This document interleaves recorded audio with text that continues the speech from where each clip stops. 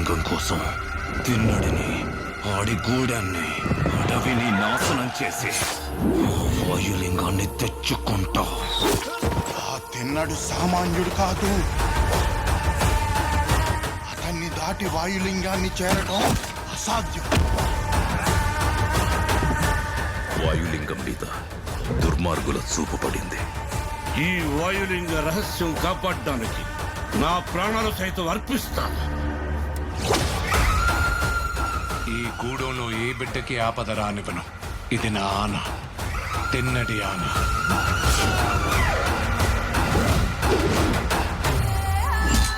శివుణ్ణి రాయంటావా? రాయని రాయనక ఏమంటారు నెమలరాని? వినపడని వాడికి విన్నపాలెందుకు, వీళ్ళకి దండాలెందుకు? దేవతని ధిక్కరించేవాడికి, పెద్దల మాటకు విలువ ఇవ్వనోడికి ఈ కూడంలో చోటు లేదు. ముందా రాయిని తీసుకెళ్లి అడవిలో పడేస్తే గానీ నీకు పిచ్చి తగ్గదు. తప్పు మావా, అలా అనకూడదు. ఇలాంటి వాడు మీకు గొప్ప భక్తుడవుతాడని నమ్మకం ఏంటి ప్రభు? నీతో పాటి నేను ఆ సమయం కోసం ఎదురు చూస్తూ ఉన్నాను.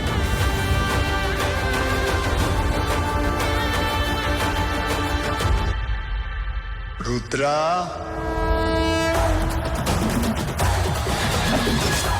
ఎవరు నువ్వు?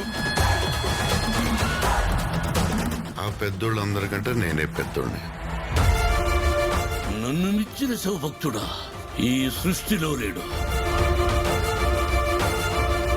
ఏమో అనుకున్నాను. నువ్వు నీ దేవుడు తోడు దొంగలే.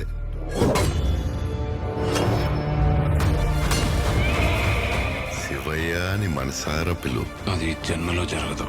ఓ సంతటోడివా? వెలిబిచ్చలో నీకన్నా గొప్పవాడప్పుడు ఉన్నాడని తెలిసి అతని బొట్టని పిల్ల తెప్పొట్టించింది నువ్వే కదా. వెళ్ళబోయా, వెళ్ళిక్కడి నుంచే.